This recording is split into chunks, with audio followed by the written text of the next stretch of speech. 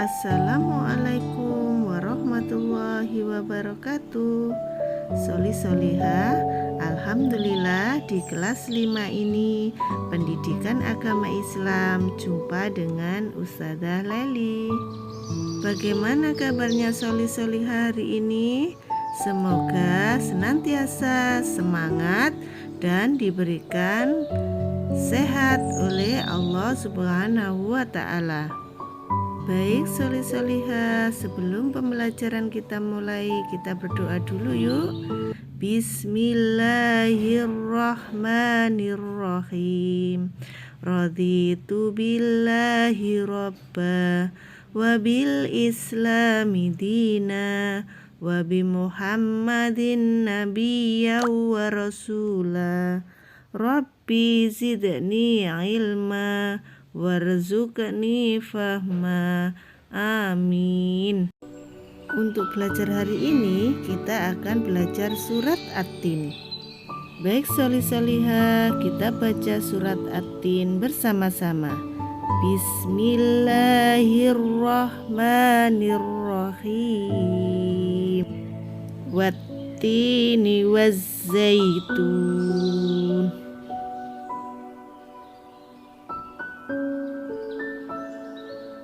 Waturi sinin wa hadzal baladil amin. Laqad khalaqnal insana fi ahsani taqwim. Summa radadnahu asfala safilin.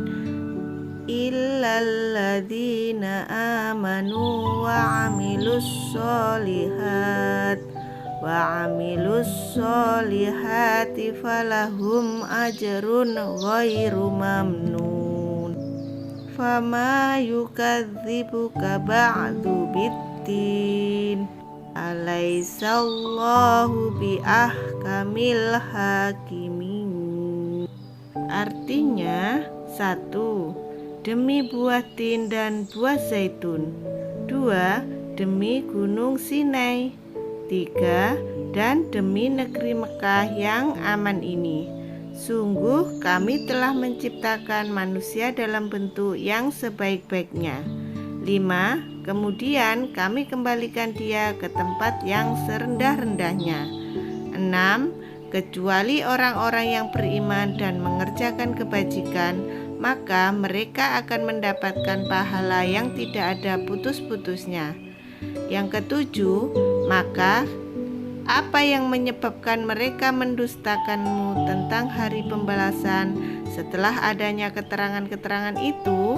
8. Bukankah Allah Maha Hakim yang paling adil? Selanjutnya, isi kandungan surat At-Tin. Surat At-Tin merupakan surat ke-95 dalam Al-Quran. Terdiri dari 8 ayat, diturunkan di kota Mekah sebelum Nabi Muhammad SAW hijrah ke Madinah. Oleh sebab itu, surat At-Tin tergolong surat Makkiyah.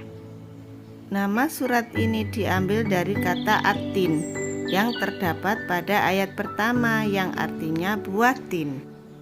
Pada ayat 1, 2, dan 3, Allah bersumpah dengan menggunakan 4 hal. Yang pertama, buah tin.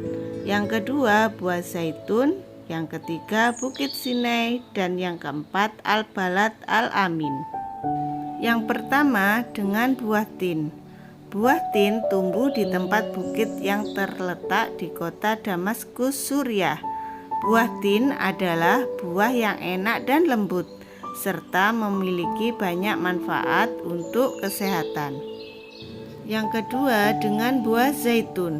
Buah zaitun tumbuh di sebuah tempat gunung di Yerusalem atau Al-Quds. Zaitun adalah buah yang memiliki keistimewaan karena kandungan minyaknya yang berlimpah, sehingga dapat digunakan di daerah yang kurang memiliki minyak. Yang ketiga, dengan bukit Sinai. Bukit Sinai atau Tursina adalah sebuah gunung yang berlokasi di Sinai, Mesir. Tempat ini adalah tempat Nabi Musa menerima wahyu kitab Taurat secara langsung dari Allah Subhanahu wa Ta'ala. Yang keempat adalah dengan Balad Al-Amin. Yang dimaksud dengan kota yang aman adalah kota Mekah. Di kota ini lahir Nabi akhir zaman, penutup dari semua nabi, yaitu Nabi Muhammad SAW. Allah bersumpah dengan 4 nama tersebut, karena 4 nama tersebut tidak asing bagi seluruh umat manusia, tentang pengaruh dan peranannya dalam melepaskan manusia dari alam kegelapan kepada cahaya yang terang benderang. Selanjutnya adalah ayat yang keempat. Allah menjadikan manusia sebagai makhluk ciptaan yang paling baik. Manusia memiliki akal, jasmani, rohani, dan nafsu. Manusia memiliki rupa yang paling bagus, badan yang paling sempurna, tegak posturnya, dan bisa berbicara, sehingga mudah untuk melakukan kegiatan. Sedangkan hewan hanya memiliki jasmani dan nafsu saja. Manusia juga dibekali dengan akal pikiran agar mampu membedakan yang baik dan buruk. Akan tetapi manusia terkadang lupa akan kelebihan yang telah diberikan Allah kepadanya. Manusia yang lalai sehingga mereka tidak menggunakan akal pikirannya sesuai yang telah Allah tentukan kepada manusia. Mereka tidak berpedoman kepada Al-Quran dan hadis, sehingga banyak manusia yang serakah dan jahat, bahkan melebihi perilaku binatang. Sesuai dengan ayat yang kelima, maka Allah menempatkan mereka di tempat yang serendah-rendahnya dan diturunkan derajatnya.